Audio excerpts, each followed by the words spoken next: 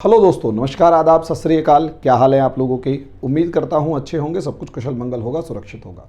दोस्तों, आपने थंबनेल पढ़ा होगा। थंबनेल के ऊपर मैंने एक वर्ड लिखा है, इस्लामिक राष्ट्रवाद का खेल। छोटा सा वर्ड आपको नज़र आया होगा और उसके बाद बड़ा बड़ा वर्ड दोगलापन। दोस्तों, यहाँ आपने शायद ध्यान दिया हो या ना दिया हो, वहाँ पर मैंने एक वर्ड और लिखा है, तुर्की का। अगर आप में से कोई भी ये स्टूडेंट, कोई भी व्यक्ति इस चीज़ को ढूंढना चाहता है कि मैं यहाँ इस्लाम के बारे में कुछ बताने वाला हूँ या इस्लाम के बारे में कुछ बुरा भला कहूँगा, तो वो अभी इस वीडियो को छोड़ जाए, क्योंकि मैं हर धर्म का सम्मान करता हूँ और इस्लाम मेरे लिए उतना ही सम्माननीय है जितना मेरा खुद का हिंदू धर्म, या जिस धर्म को मैं मानता हूँ वो मेरे लिए जितना सम्माननीय है। मंदिर जाना मेरे लिए उतना ही सम्माननीय है जितना किसी का मस्जिद जाना सम्माननीय है। तो किसी धर्म की यहाँ पर मैं किसी भी तरीके की बुराई नहीं करने वाला। तो जो भी स्टूडेंट यहाँ इस बुराई को सुनना चाहता है वो चला जाए यहाँ से। मैं नहीं चाहता आप ये इस तरीके से मेरे से उम्मीद करें। मैं यहाँ केवल और केवल राजनीति के ऊपर डिस्कस करने वाला हूँ। हाँ, इस्लाम को इस्तेमाल करके, इस्लाम धर्म को इस्तेमाल करके धर्म की राजनीति करने वाले जो लोग हैं, मैं उसकी पोल खोलने जा रहा हूं। उसके बारे में दो चार शब्द आपको यहां पर कहूंगा। वो सुनना चाहते हैं उनका मोस्ट वेलकम है। आगे टॉपिक ज़बरदस्त है जिसके अंदर आप लोगों को इन्फॉर्मेशन मिलेगी। बहुत इंपॉर्टेंट टॉपिक है, क्योंकि यहाँ से पूरी की पूरी वर्ल्ड ऑर्डर चेंज हो रहा है, पूरी दुनिया बदल रही है। और दुनिया कैसे बदल रही है वो आपको यहाँ पर नज़र आएगा। और टर्की का खेल इसके अंदर क्या है वो भी सब समझ में आएगा। दोस्तों, इसका नेक्स्ट स्टेप जो है मैं आप लोगों को समझाने जा रहा था।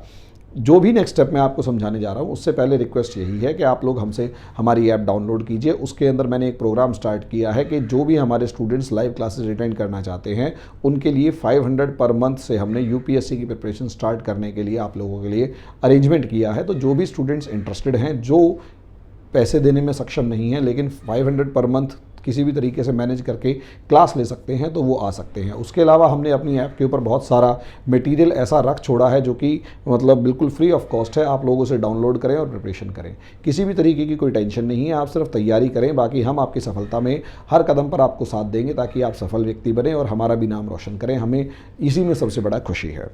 दोस्तों, टॉपिक के ऊपर आ जाते हैं। टॉपिक है इस्लामिक राष्ट्रवाद। असलियत में इस इस्लामिक राष्ट्रवाद शब्द की जब आप बात करते हैं तो राष्ट्रवाद शब्द में आपको दो चीज़ें यहाँ पर नज़र आएंगी। राष्ट्रवाद शब्द में दो चीज़ें नज़र आ रही हैं जो भी मैं अभी बोल रहा हूँ।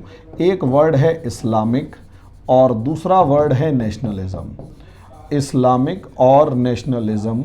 और जिस तरीके से अगर आप नॉर्मली देखें, इस्लामिक वर्ड कहीं ना कहीं इस्लाम से जुड़ा है, या फिर आप इसे दूसरे तरीके से देखेंगे तो वो रिलीजन से जुड़ा है। इस्लाम या फिर ये रिलीजन, धर्म से जुड़ा है। और नेशनलिज्म भी एक तरीके का बाइंडिंग फोर्स है। एक तरीके का ये नेशनलिज्म जो है ये भी बाइंडिंग फोर्स है among those who are different from each other. वो जनरली उनके बारे में जो अलग अलग लोगों को कॉमन जो इंटरेस्ट है उनके ऊपर लेके आता है। पूरी डेफिनेशन में मैं यहाँ पे डिस्कस करने वाला नहीं हूँ, बहुत लिमिटेड पार्ट है। अब असलियत में इस्लाम एक रिलीजन जो है वो एक रियलिस्टिक पार्ट है, लेकिन ये जो बाइंडिंग फोर्स है इसे कहा जाता है सूडो फोर्स। और ये जो सूडो फोर्स है यानी नकली जिसे बल कहा जाता है, या यूं कहें कि एक छद्म बल कहा जाता है, जो हवाई टाइप का लगता है। और खासकर कम्युनिस्ट जो हैं इस नेशनलिज्म को बहुत बुरी तरीके से क्रिटिसाइज करते हैं। अब ये सूडो फोर्स है नहीं है, मैं उस पर भी नहीं जा रहा, लेकिन एक बाइंडिंग फोर्स होता है जो अपने और अपने देश के लिए सोचे। अब मैं अगर आप अपने आप को कहूं, जब मैं भारत के बारे में सोचूंगा और कंट्री फर्स्ट की जब सिचुएशन आती है तो मैं यही कहूंगा, मेरा देश अगर सर्वोपरि है तो मैं एक नेशनलिस्ट हूं। बहुत से क्रिटिक्स इसको सूडो फोर्स कहते हैं, उसके ऊपर डिस्कशन बाद में किया जाएगा। अब यहां असलियत में दो कॉम्बिनेशंस बैठ गए हैं। नेशनलिज्म एक तरीके का बाइंडिंग फोर्स है जिसे कुछ लोग सूडो फोर्स कहते हैं, लेकिन असलियत में ये लोग कम्युनिटीज को जोड़ने का काम करते हैं। लेकिन सवाल ये आ जाता है कि आप किस नाम पर उन्हें जोड़ते हैं। तो वहां वर्ड होगा कॉमन इंटरेस्ट। और कॉमन इंटरेस्ट्स जो हैं वो किसी भी तरीके के हो सकते हैं। वो कॉमन इंटरेस्ट्स इकोनॉमी यानी अर्थव्यवस्था से भी जुड़े हुए हो सकते हैं, तरक्की से जुड़े हुए, डेवलपमेंट से जुड़े हुए, एरिया से जुड़े हुए। इन सब के अंदर कोई प्रॉब्लम नहीं है। लैंग्वेज के अंदर जुड़े हुए इंटरेस्ट भी हो सकते हैं, कल्चर के अंदर जुड़े हुए इंटरेस्ट भी हो सकते हैं, कोई भी तरीके का इंटरेस्ट हो सकता है। There is no problem. ये कॉमन इंटरेस्ट होते हैं जिनके बिहाफ पर आप ये कह सकते हैं कि हमारा देश एक है and we are a nation, और ये नेशनलिस्ट है या नेशनलिज्म है। लेकिन सवाल ये है, यहाँ पर असलियत में लोग जो हैं वो कॉमन थिंग होती है इनके अंदर। अब जब तक ये कॉमन थिंग होती है तब तक ठीक है, लेकिन ये कॉमन अगर रिलीजन हो जाए तो दुनिया में सबसे ज़्यादा कॉन्फ्लिक्ट यहीं शुरू हो जाता है और सबसे ज़्यादा डेडली कॉम्बिनेशन है, क्योंकि रिलीजन एक कॉम्प्लेक्स इशू है जो आम आदमी को जनरली समझ में नहीं आता, इसलिए आम आदमी रिलीजन को फॉलो कम करता है, लड़ता उसके लिए ज़्यादा है। दूसरे से इसलिए लड़ेगा क्योंकि वो दूसरा फॉलो नहीं कर रहा, खुद फॉलो नहीं कर रहा, वो दूसरी बात है। तो लोगों के साथ सबसे बड़ी प्रॉब्लम ये है कि रिलीजन एक धर्म एक नशे की तरह इस्तेमाल होता है। वैसे धर्म पूरे तरीके से एक पर्सनल इशू है, मेरा धर्म मेरा है, मैं उसे अपने बच्चों के ऊपर भी लागू नहीं कर सकता, क्योंकि उनके लिए मैं समझा दूंगा धर्म क्या है, लेकिन वो अपना धर्म किस तरीके से फॉलो करते हैं वो उनकी इच्छा है, उसमें मैं इन्फोर्स नहीं कर सकता। रिलीजन जो है यहाँ पर वो असलियत में दुनिया इस्तेमाल करती है दूसरे पर थोपने के लिए, अपने लिए नहीं दूसरे पर थोपने के लिए रिलीजन का इस्तेमाल किया जाता है, और यहीं से सारे के सारे कॉन्फ्लिक्ट शुरू हो जाते हैं। कॉन्फ्लिक्ट किस तरीके से शुरू होते हैं कि असलियत में on the name of religion जब आप कनेक्ट करते हो पीपल को, तो कहीं ना कहीं कनेक्टिंग पीपल हो जाता है, तो कहीं ना कहीं अदर रिलीजन जो है वो अपने आप ही दूर हो जाता है। अदर रिलीजन जो है अपने आप ही एक तरीके से एनिमी हो जाता है, या एक तरीके का थ्रेट हो जाता है, या एक तरीके का एलियन रिलीजन हो जाता है। ऐसी सिचुएशन में फिर वहाँ से लड़ाई शुरू होती है। यही खेल दुनिया के हर कोने में आज के दिन खेला जा रहा है, लेकिन सबसे खतरनाक खेल अगर खेला जा रहा है जहाँ पर, तो वो है इस कंट्री टर्की के अंदर।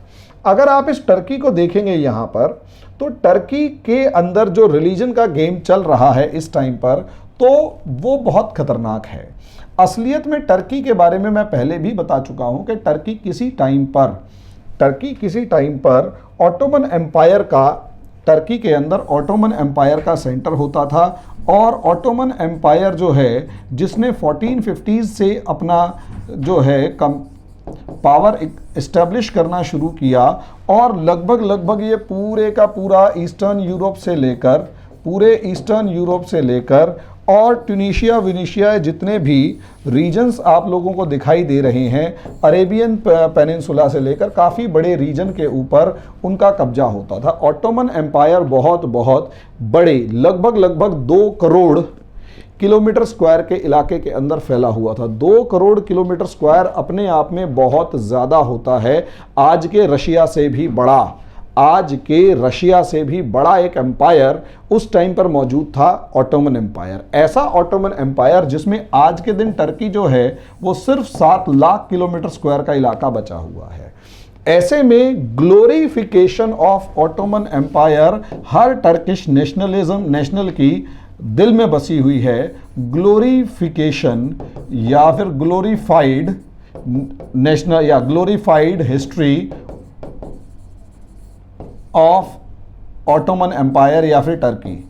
अब टर्की की ये जो ग्लोरीफाइड हिस्ट्री है वो बसी हुई है ऑटोमन एम्पायर के नाम पे, लेकिन ऑटोमन एम्पायर जो था वो पूरे के पूरे तरीके से एक इस्लामिक एम्पायर था, और ये इनके जो रूलर थे वो अपने आप को खलीफा कहते थे, और दुनिया के बाकी सारे के सारे रूलर्स को खुतबा देते थे, एक रिकॉग्निशन देते थे कि हाँ तुम हमारे नाम पर रूल कर सकते हो। शॉर्ट में कहने का मतलब ये है कि ऑटोमन एम्पायर की जो ऑरा था, एक और रेपुटेशन थी, वो बहुत ज़बरदस्त थी। ये और दुनिया इतिहास में जीती है। लोगों को अपने से जुड़े महान लोगों से जुड़ने में या उनकी ब्लड लाइन में शामिल होने में बड़ा मज़ा आता है। अगर आप देखें तो महाराणा प्रताप से लेकर रानी लक्ष्मीबाई से लेकर तात्या टोपे से लेकर भगत सिंह से लेकर, अगर आप पुराने टाइम में समुद्रगुप्त से लेकर अगर आप देखेंगे वीर बल्लाल से लेकर, और जितने भी राजा महाराजाओं के आप नाम सुनते हैं, पृथ्वीराज चौहान और उसके बाद जो राजा दाहिर वगैरह जितने भी लड़े या जो महान कहलाए, वो हिंदू लोगों को अपने आप राज चोल वगैरह से लेकर हिंदू जो कम्युनिटी है वो अपने आप को जोड़ती है। इसी तरीके से औरंगजेब और अकबर जो है वो कहीं ना कहीं मुस्लिम्स जो हैं वो अपने आप को जोड़ते हैं। तो सारे के सारे दुनिया के लोगों की एक आदत होती है कि कहीं ना कहीं अपने आप को उस महानता के साथ जोड़ा जाए कि हम लोग इतने महान थे। अब जब हम इतने महान थे तो सवाल ये है, वो उस खुश फहमी में जीना शुरू कर देते हैं, और पॉलिटिकल पार्टीज यहीं से आप लोगों को हिंदी में एक बड़ा अच्छा सा वर्ड है वीर रस, वो चखाना शुरू करते हैं। वो लगातार आपको वीर रस देते हैं, लगातार आपको वो वीर रस चखाना शुरू करते हैं और वो इस तरीके से चखाते हैं कि आपको फील होना शुरू हो जाए कि आप महान हैं, महान हैं, महान हैं। जब लगातार आपको फील होगा कि आप महान हैं, जब आपको लगातार फील होना शुरू हो जाएगा कि महान है, तो ऑब्वियस सी बात है उस महानता के नाम पर आप वोट भी देंगे और हमारे ग्लोरी को दोबारा लेके आने का अगर कोई वादा कर देगा तो और ज़्यादा वोट दिए जाएंगे। यही गेम टर्की के अंदर चल रहा है, लेकिन इस गेम के पीछे जितनी भी बाकी सब चीज़ें हैं उन सब चीज़ों को आराम से, आसानी से दबा दिया गया है और अपनी पॉलिटिकल माइलेज लाने के लिए पूरी की पूरी विदेश नीति से लेकर इंटरनल पॉलिटिक्स तक सब कुछ बर्बाद कर दिया गया या सब कुछ साइडलाइन कर दिया गया। कई बार होता है कि जो लीडर्स होते हैं, जो खासकर हेड्स होते हैं, उनको सफलता की इतनी चस्का चढ़ जाता है या नशा चढ़ जाता है कि वो हर उस सिचुएशन को साइडलाइन करने की कोशिश करते हैं जो कि उनके रास्ते में उनके ऑब्जेक्टिव के सामने आए, चाहे वो ऑब्जेक्टिव सही है चाहे गलत है, और वो हर तरीके से उस ऑब्जेक्टिव को सही प्रूव करने पे तुले हुए होते हैं। और यही एक रीज़न है कि रेजब तैयब एर्दोगान नाम के जो राष्ट्रपति हैं आज के दिन टर्की के, वो ये गेम खेलने में लगे हुए हैं। मामला टर्की के साथ एक प्रॉब्लम और समझिए, ये ब्लैक सी है और इस ब्लैक सी के इस तरीके से यहाँ से जाने का रास्ता, क्रॉस करने का रास्ता टर्की के डोमिनियन एरिया से निकलता है और ऊपर की तरफ यहाँ ये रशिया है और रशिया हर हालत में इस इलाके के ऊपर अपना कब्जा करना चाहता है। यही रीज़न था, इसी ऑब्जेक्टिव के साथ रशिया ने नेपोलियन का साथ दिया, रशिया ने ब्रिटेन और फ्रांस के साथ दुश्मनी मोल ली, फर्स्ट वर्ल्ड वॉर लड़ा और वो सारी सिचुएशंस करी जिससे इस एरिया से ऑटोमन एम्पायर ख़त्म हो जाए। आज भी रशिया यही चाहता है कि इस इलाके से टर्की जो है वो ख़त्म हो जाए या टर्की का डोमिनेंस इस एरिया से ख़त्म हो जाए, ताकि यहाँ पर रशिया के लिए कोई प्रॉब्लम ना बचे या दिक्कत ना बचे।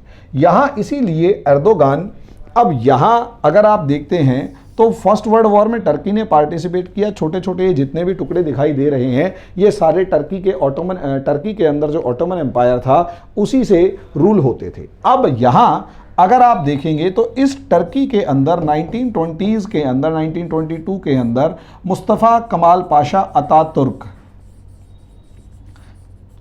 राष्ट्रपति बनते हैं और प्रीमियर बनते हैं, राष्ट्रपति बनते हैं। इन्होंने टर्की को एक सेक्युलर नेशन बनाया और इस सेक्युलर नेशन के अंदर अगर आप देखेंगे, इस सेक्युलर नेशन के अंदर अगर आप देखते हैं यहाँ, तो सबसे इम्पॉर्टेंट ये कि हागिया सोफिया नाम की जो मस्जिद है, जो पहले एक म्यूज़ियम था, वो मस्जिद को म्यूज़ियम में कन्वर्ट करके ये कहा कि सब बराबर हैं, स्टेट का कोई रिलीजन नहीं होगा। ये इस सेक्युलर नेशन के कंसेप्ट ने टर्की को कहीं ना कहीं नाटो या नाटो कंट्रीज़ और अमेरिका के साथ रखा, जिसका फ़ायदा इसको ये मिला, सेक्युलर नेशन होने का फ़ायदा ये मिला कि टर्की जो है वो दिन दोगुनी रात चौगुनी तरक्की करने लगा और बहुत अच्छे तरीके से ब्रिटेन और फ्रांस और बाकी नाटो नेशंस का, यूरोपियन कंट्रीज़ का और अमेरिका का पूरा सपोर्ट टर्की को मिला। टर्की न्यूट्रल रहा, सेकेंड वर्ल्ड वॉर में भी टर्की न्यूट्रल रहा, इसने कोई लड़ाई नहीं लड़ी। कोल्ड वॉर के अंदर क्योंकि सोवियत यूनियन डोमिनेट कर रहा था तो टर्की कहीं ना कहीं अमेरिकन कैंप में ज़्यादा अच्छे तरीके से था। सिचुएशन सही चल रही थी, सेक्युलर था, सब कुछ चीज़ें परफेक्ट चल रही हैं, देयर वाज नो प्रॉब्लम।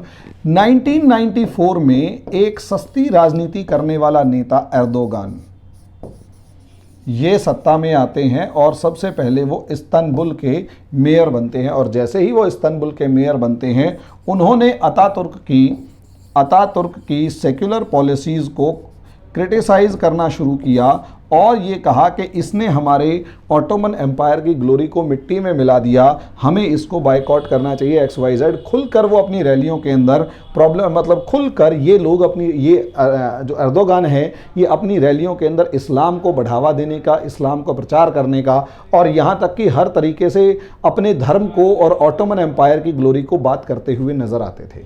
ये सिचुएशन ठीक थी, अतातुर्क को क्रिटिसाइज करना भी ठीक था, लेकिन इससे इनकी पॉपुलैरिटी जो थी वो बढ़ने लग गई और पॉपुलैरिटी के साथ जो रेडिकल एलिमेंट्स थे वो इनके साथ जुड़ने लग गए।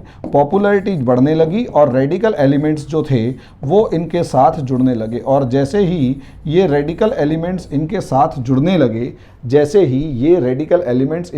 लगातार जुड़ने लगे और इनका बेस बढ़ता चला गया। धीरे धीरे ऑब्वियस सी बात है 2002 के आसपास ये जो हैं ये प्रधानमंत्री बने और 2013 के अंदर ये जो हैं वो प्रेसिडेंट ऑफ टर्की बन गए।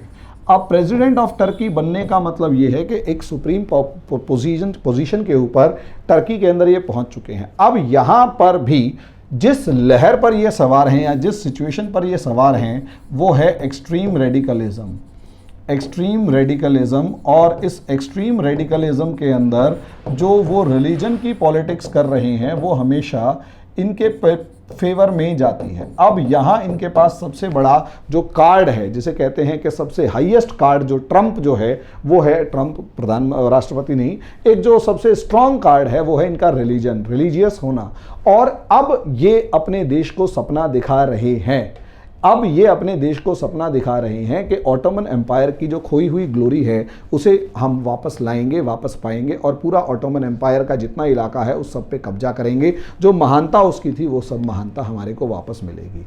कुछ जोशीले भड़कीले बेवकूफ़ लोग होते हैं, वो इस तरीके के जोशीले नारों के अंदर आते हैं और उनको लगने लगता है कि जब ऑटोमन एम्पायर इतना महान था तो आज हम भी महान हो सकते हैं, हमारी भी ताकत इतनी हो सकती है। जैसे जैसे अर्दोगान आगे आते चले गए वैसे वैसे कहीं ना कहीं अमेरिका और यूरोपियन नेशंस जो हैं वो इसकी रेडिकल पॉलिसीज़ को समझने लगे और एक एक कदम पीछे हटाना शुरू कर दिया। और यही रीज़न है टर्की के साथ प्रॉब्लम्स क्रिएट हुई। अब टर्की के साथ प्रॉब्लम्स क्रिएट होनी शुरू हुई और अमेरिका और यूरोपियन नेशंस ने भी जब इसके साथ प्रॉब्लम हाथ पीछे खींचना शुरू किया तो सबसे बड़ी प्रॉब्लम टर्की के साथ ये है कि ये अपने पैरों पर बहुत ज़्यादा खड़ा नहीं हो सकता। इसे कहीं ना कहीं बाहर के दूसरे कंट्रीज़ की सपोर्ट चाहिए। सपोर्ट जो है इसकी रेडिकल पॉलिटिक्स के नाम पर ख़त्म होती चली गई। नतीजा टर्की के अंदर ये मिला, नतीजा टर्की के अंदर ये हुआ, सपोर्ट ख़त्म होती चली गई और कॉन्टीन्यूसली अमेरिका से लेकर दूसरी कंपनीज यहाँ से अपने आप को विड्रॉ कर रही हैं, पीछे हटा रही हैं। लास्ट में रीज़न ये हुआ, लास्ट में जो आउटकम ये आया वो ये कि 2018 के अंदर जो है टर्की के अंदर इकोनॉमिक क्राइसिस देखने को मिला। और इकोनॉमिक क्राइसिस इस हद तक था, इकोनॉमिक क्राइसिस जो था वो इस हद तक था कि इटली का जो लीरा था, टर्की का जो टर्किश लीरा था वो बहुत ज़्यादा डाउन पे आ गया। और वो इतना ज़्यादा डाउन पे आ गया कि इकोनॉमी जो थी वो अपने अप्रॉक्सीमेट 40% पर रह गई। ये एक पैनिक क्रिएट हो रखा था। लेकिन जैसे जैसे इकोनॉमिक क्राइसिस आ रहा है, एर्दोगान अपनी पोजीशन को मजबूत करने के लिए, अपनी प्रेसिडेंशियल पोजीशन को मजबूत करने के लिए उसी हिसाब से जो है रिलीजियस कार्ड खेल देते हैं, इस्लामिक कार्ड खेल देते हैं। अब इस रिलीजियस कार्ड को देखा जाए तो इसी रिलीजियस कार्ड के अंदर जो हैगिया सोफिया थी, मस्जिद थी, हैगिया सोफिया जो म्यूज़ियम था उसे मस्जिद बना दिया गया। और इसी रिलीजियस कार्ड के चलते ये वादा किया गया कि जैसे जैसे मैं पावर में बना रहा, हैगिया सोफिया की ग्लोरी को दोबारा लाया जाएगा और इसे मस्जिद बना दिया जाएगा। अब इन पर क्रिश्चियंस का भी दावा है, इस पर रशिया का भी बहुत इमोशनल मैटर है और कहीं ना कहीं अमेरिका से लेकर दूसरे कंट्रीज़ भी इस चीज़ को देख रहे हैं कि टर्की जो है वो इस्लाम की तरफ ज़्यादा बढ़ रहा है, रिलीजियस पॉलिसीज़ की तरफ ज़्यादा बढ़ रहा है सेक्युलरिज्म को छोड़कर। अब सेक्युलरिज्म को छोड़कर दूसरी तरफ ज़्यादा बढ़ रहा है तो टर्की एलिनिएट होना शुरू हो गया। उसी रीज़न में, उसी कड़ी में अगर एक कदम आगे बढ़कर देखते हैं तो 2017 के अंदर अगर आप देखें तो 2017 में भी इस अर्दोगान को हटाने के लिए कूप डी टैट हुआ था। कूप डी टैट हुआ यानी एक कोशिश की गई अर्दोगान को हटाकर सैनिक शासन को स्थापित करने की। हालांकि वो कू जो था वो ख़त्म हुआ, ख़राब हुआ, और लेकिन इकोनॉमिक क्राइसिस आज के दिन भी है। लेकिन समस्या समझिए, मामला क्या है। इकोनॉमिक क्राइसिस की बात को दबाने के लिए लोगों के पास खाने को रोटी नहीं है, पहनने को कपड़ा नहीं है, रोजगार नहीं है और सब चीज़ें नहीं हैं। लेकिन असलियत में एर्दोगान ने अपने देश के लोगों को एक अफीम चटा रखी है और उस अफीम कहो या कुछ भी कहो धर्म के नाम की कि हम ग्लोरीफाई लेंगे। यार खाली पेट या भूखे पेट या फिर साइंस एंड टेक्नोलॉजी के बिना या फिर एजुकेशन के बिना क्या आप ऑटोमन एम्पायर की ग्लोरी को दोबारा से ले सकते हैं? तो ऐसा मानना है कि ऐसा पॉसिबल नहीं है। लेकिन ऑटोमन एम्पायर की ग्लोरी को वापस दिलाने के इच्छा से या यूं कहें वादे के साथ, ऑटोमन एम्पायर की ग्लोरी को वापस दिलाने के इच्छा से या वापस दिलाने के वादे के साथ ये जिस तरीके से आगे बढ़ रहे हैं, लोगों का ध्यान भटकाना यहाँ ज़्यादा आसान लग रहा है धर्म के नाम पर कि इकोनॉमिक क्राइसिस है, जॉब क्राइसिस है, एम्प्लॉयमेंट नहीं मिल पा रहा है और सब चीज़ें हैं, तो वो सब चीज़ें यहाँ पर दब रही हैं on the name of religion. तो सवाल ये है कि ठीक है, वो एक रिलीजियस कार्ड खेल रहे हैं, तो सवाल ये है, मैंने उसमें दूसरा वर्ड शुरू किया और वो वर्ड ये था, दूसरा वर्ड जो इसमें डाला वो ये है कि दोगलापन। अब दोगलापन से पहले एक एग्जांपल और, कि जिस टाइम पर हेगिया सोफिया के अंदर कुरान का पाठ किया गया, कुरान की आयत पढ़ी गई, और जिस तरीके से हेगिया सोफिया के अंदर अभी रिसेंटली अर्दोगान ने नमाज पढ़ी और नमाज पढ़ने के बाद वो सुल्तान मोहम्मद महमेन के दरगाह, वो मतलब कब्र पर गए, वहाँ पर जाकर माथा टेका और उसके बाद सिचुएशंस को मतलब इस तरीके से प्रोजेक्ट करने की कोशिश करी कि मैं तुम्हारा प्रेसिडेंट नहीं, मैं ही तुम्हारा सुल्तान हूँ। और जिस तरीके से सुल्तान महमद सेकंड ने हमारे को ग्लोरी दिलवाई थी, वैसे ही मैं भी आप लोगों को ग्लोरी दिलवाऊंगा।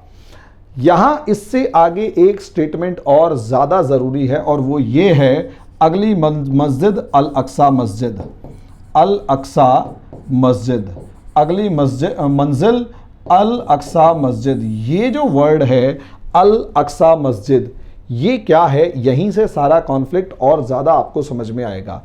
अल अक्सा मस्जिद यहाँ जेरूशलम के अंदर मौजूद है, जिसके ऊपर क्रिश्चियंस, जूज और मुस्लिम्स तीनों अपना दावा ठोक रहे हैं। क्रिश्चियंस, जूज और मुस्लिम्स तीनों अपना दावा इसके ऊपर ठोकते हैं, जेरूशलम के ऊपर। और इसी जेरूशलम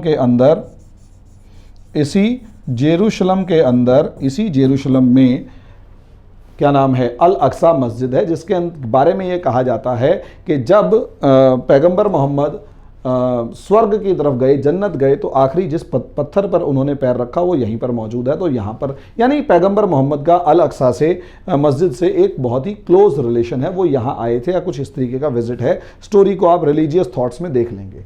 लेकिन सवाल ये है, इस मस्जिद के ऊपर दावा ठोकने का मतलब ये है क्या? एक मस्जिद पर दावा ठोकने का मतलब यह है कि मैं अब इस्लाम की ग्लोरी को वापस दिलवाना चाह रहा हूं। यहीं से कंफ्यूजन क्रिएट हुई कि इस्लाम की ग्लोरी, अल अक्सा मस्जिद से इस्लाम की ग्लोरी वापस आएगी या फिर सिर्फ और सिर्फ एर्दोगान जो है वो ऑटोमन एम्पायर की ग्लोरी को वापस लाएगा। टर्की जो है, अगर आप देखेंगे तो एक तरफ एर्दोगान जो है वो ऑटोमन एम्पायर की बात कर रहे हैं, ऑटोमन एम्पायर की बात कर रहे हैं, और दूसरी तरफ ग्लोरी ऑफ इस्लाम की बात कर रहे हैं। अब ग्लोरी ऑफ इस्लाम तभी होगा या सुप्रीमेसी ऑफ इस्लाम तभी होगा जब अल अक्सा मस्जिद के ऊपर कब्जा कर लोगे। लेकिन सवाल यह है, दोनों चीज़ों के बीच में अगर कंफ्यूजन हो तो ऑटोमन एम्पायर की जो दुश्मनी थी वो अरब्स के साथ भी थी, तो पूरा ये जो अरब वर्ल्ड है ऑटोमन एम्पायर से चिढ़ रहा होता है, और दूसरी तरफ ईरान के साथ भी थी, ये पूरा इलाका जो है ये भी ऑटोमन एम्पायर के साथ चिढ़ रहा है। तो ऑटोमन एम्पायर से दुश्मनी जो है वो कहीं ना कहीं इन सबको अलग कर रही है। लेकिन दूसरी तरफ जब जैसे ही आप ग्लोरी ऑफ इस्लाम के नाम पर यहां पर अल अक्सा के ऊपर दावा करते हो और ये कहते हो कि कल को हमने इसी के ऊपर कब्जा करना है, तो उसका नेगेटिव इंपैक्ट ये जा रहा है, उसका इंपैक्ट ये क्रिएट करना है कि Pakistan, India, Indonesia, Malaysia, Vietnam, Philippines, Australia या दुनिया के जिस जिस देश में जो भी मुस्लिम लोग रहते हैं वो कहीं ना कहीं टर्की के साथ एक सिंपैथी रखें और टर्की इस गेम को अपने फेवर में लाने के लिए उन सभी गवर्नमेंट्स के ऊपर प्रेशर क्रिएट करवाए, उन सभी गवर्नमेंट्स के ऊपर प्रेशर क्रिएट करवाए जो भी जिनसे टर्की डील करने जा रहा है। तो ये एक दावा है, लेकिन इस दावे ने अल्टीमेटली कहीं ना कहीं सऊदी अरेबिया से लेकर इन सभी कंट्रीज को अपने आप ही टर्की का दुश्मन बना दिया, टर्की का दुश्मन बना दिया। यानी टर्की जिन इस्लामिक वर्ल्ड के ऊपर कब्जे की बात करने की सोच रहा है या डोमिनेंस एस्टेब्लिश करने की बात सोच रहा है, उसने ऑटोमेटिकली सारे के सारे जो खासकर मिडल ईस्ट के या सेंट्रल या गल्फ कंट्री के या नॉर्दर्न अफ्रीका के जितने भी इस्लामिक कंट्रीज हैं उन सबको ऑटोमेटिकली अपना दुश्मन बना लिया। इसका दूसरा फेज भी है वो ये दोस्तों कि ग्लोरी ऑफ इस्लाम आप कह रहे हैं, ठीक है, इस्लाम के रक्षक आप अपने आप को प्रोजेक्ट करना चाह रहे हैं, ठीक है, लेकिन सवाल तुमसे भी पूछे जाएंगे, जब इराक के ऊपर हमला किया गया तब टर्की क्या कर रहा था? जब गल्फ वार हुआ, इराक पर हमला हुआ, तो यकीन मानिए अमेरिका ने टर्की से कहा कि आप अपने इलाके से आप अपने एरिया में हमें अपनी सेनाएं उतारने दीजिए और हम वहां से इराक के ऊपर हमला करेंगे। मज़े की बात यह है, टर्की के अंदर अमेरिकन आर्मी को उतारने की परमिशन देने के लिए जो संसद में बिल लाया गया वो एर्दोगान ही लेके आए थे। एर्दोगान ने ही कहा था अमेरिका को कि ठीक है आप अपनी सेना यहाँ उतारिए। वो तो संसद ने इसको हरा दिया और इस बिल को गिरा दिया और एर्दोगान ऐसा नहीं कर पाए। 3 वोट से गिर गए थे और वो भी 3 वोट से तब गिरे थे जब 50% मतलब 2/3 जो डोमिनेंस था वो एर्दोगान का था।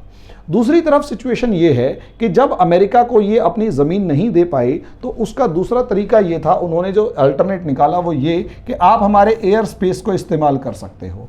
एयर स्पेस को इस्तेमाल करने का मतलब ये है कि अगर आपके हवाई जहाज़ हमारे एयर स्पेस में आकर इराक पर हमला करेंगे तो देयर इज़ नो प्रॉब्लम। अब देयर इज़ नो प्रॉब्लम यानी यहीं से इस्लामिक वर्ल्ड वाले कहते हैं कि अगर आप देखते हैं और अपने आप को इतना ही मुस्लिम्स का हमदर्द समझते हैं तो सद्दाम हुसैन को क्यों मरवाया, सद्दाम हुसैन को बचाना चाहिए था।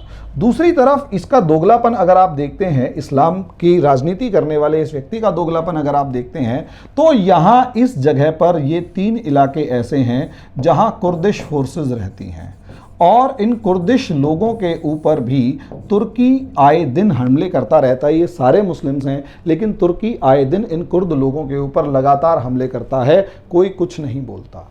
तीसरी सिचुएशन ये, और जिसके ऊपर सबसे ज़्यादा दावा करता है कि भाई तुर्की के बाद तीसरा सबसे बड़ा दावा ये कि जिस तरीके से चाइना के शिनजियान प्रांत को अगर देखा जाए तो तुर्की किस तरीके से चाइना के शिनजियान प्रांत के अंदर उइगुर मुस्लिम्स को चीन से डील के लिए इस्तेमाल कर रहा है, वो जग जाहिर है। वो क्या मामला है? वो ये मामला है कि तुर्की ने चाइना के साथ एक एक्स्ट्राडिशन ट्रीटी साइन करने का प्लान कर लिया था। संसद ने इसका विरोध किया। संसद ने विरोध किया तो यहाँ पर तरीका ये था कि यहाँ से तुर्की जो है जितने भी चाइना के उइगुर मुस्लिम्स हैं उन सबको उठा के कहाँ भेजेगा? तुर्किस्तान भेजने के बाद तुर्किस्तान से चाइना उनको ले लेगा। 40,000 के करीब इस तरीके के जो रिफ्यूजीज़ हैं, जो उइगुर मुस्लिम्स हैं, जो टर्की में रह रहे हैं, उन सबको एक एक करके ऐसे चाइना भेजा जा रहा है। ये भी चाइना का ये भी तुर्की का दोगलापन है। तो दोस्तों अगर इतना ही इनको अपने इस्लाम की रक्षा की बात होती तो इस्लामिक राष्ट्रवाद की जगह वास्तव में अगर इस्लाम की बात होती तो ये कहीं पर भी ना तो सद्दाम हुसैन से दोस्ती करते, सद्दाम हुसैन को मरवाते, ना ही ISIS के लड़ाकों के खिलाफ खड़े होते, ना ही ISIS के ऊपर बम से हमले करवाते, ना ही उइगुर मुस्लिमों से दुश्मनी मोल लेते, ना ही ये सऊदी अरेबिया से दुश्मनी मोल लेते। समस्या यहाँ पर यही है कि असलियत में अपने देश में परिस्थितियों से निपट ना पाने की कंडीशन के अंदर, क्योंकि ये अपनी परिस्थितियों से निपट नहीं पा रहे, इसलिए सस्ती राजनीति ढूंढ रहे हैं और सस्ती राजनीति में धर्म का उपदेश देकर उन लोगों से अपना काम निकाल रहे हैं। इससे ज़्यादा इनकी कोई पॉलिटिक्स नहीं है, इसलिए दोगलापन इस्तेमाल कर रहे हैं। समस्या यहाँ पर यह है, समझने वाली बात, और ख़ासकर भारत के लोगों को इस तरीके से कि दिलरिस अर्दुगुल जो नाटक है जिसके ऊपर जो सीरीज़ बनी हुई है ऑटोमन एम्पायर की, जो कि मैंने भी सीरीज़ कुछ हद तक देखी है, जो काफ़ी ज़्यादा अच्छी है और बहुत ही अच्छे तरीके से है। लेकिन समस्या ये है कि क्या उसका इस्तेमाल हमारे देश के मुस्लिम्स को भड़काने के लिए तो नहीं होगा, क्योंकि ऐसा नहीं है कि हुआ नहीं है। 1920 के अंदर भी ऐसा ही हुआ था, जो खिलाफत मूवमेंट स्टार्ट हुआ था। भारत के मुसलमानों का एक बहुत बड़ा ग्रुप जो था वो कहीं ना कहीं तुर्की के खलीफा के लिए लड़ रहा था, ना कि भारत की आज़ादी के लिए। उन लोगों का भारत की आज़ादी से इतना कुछ लेना देना नहीं था जितना कि अपने धर्म गुरु तुर्की के खलीफा के लिए लेना देना था, जिसका नाम तो भले ही देख लिया हो, फोटो तक भी ढंग से ना देखी हो। नाम के नाम पर वो लोग अंग्रेज़ों से डील करने तक को तैयार थे। अगर वही सिचुएशन आज भी रहेगी तो बहुत खतरनाक सिचुएशन है ये भारत के लिए भी। तो भारत सरकार को, भारत के हमारे जो स्कॉलर मुस्लिम्स हैं उनको भी समझना पड़ेगा कि, क्योंकि मैं इस वीडियो को स्पेशली इसलिए बनाया कि कहीं तुर्की का असर भारत की जनता पर ना पड़े। इस्लामिक ये राष्ट्रवाद का जो है ये सिर्फ खेल है, ये सिर्फ और सिर्फ झूठा और खोखला दावा है। असलियत में ये आदमी ढोंगी है जो आपको पूरी दुनिया के मुस्लिम्स को अपने पक्ष में लाना चाहता है। लेकिन खास बात यह है, यही अपने तुर्कों के नाम पर बाकी मुस्लिम्स को मारते हुए भी देर नहीं लगाता है। ठीक है, और इसमें इसने तुर्कों को भी नहीं छोड़ा है, वो भी बाकी जितने भी लोग हैं उन सबको भी निपटाने की कोशिश करता रहता है।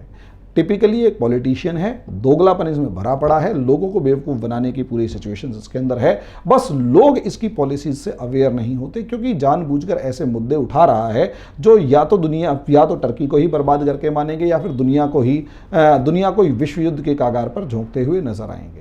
भाई अगली मंजिल अल अक्सा मस्जिद का मतलब यह है कि शायद या तो ये सीधे जाकर इजराइल से लड़ने वाला है, या फिर ये सीधे जाकर अगर इजराइल से नहीं लड़ेगा तो किसी ना किसी टेररिस्ट ग्रुप को सपोर्ट करेगा, और दोनों ही सिचुएशन के अंदर पीस के लिए थ्रेट है।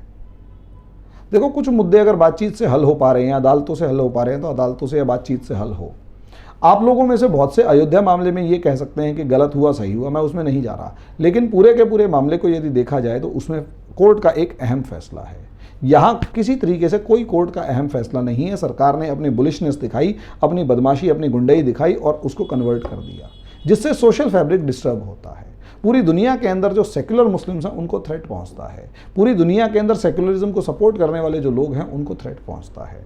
और कहीं ना कहीं मुस्लिम्स का अलग अलग दुनिया की अलग अलग मस्जिदों पे या अलग अलग जगहों पर जो दावा है वो भी इस चीज़ को सुन के कम पहुंचता है कि आप हागिया सोफिया के बारे में क्या कहते हैं, क्योंकि उनके पास जवाब देते नहीं बनेगा इस पर्टिकुलर पर्सन की स्टेप से।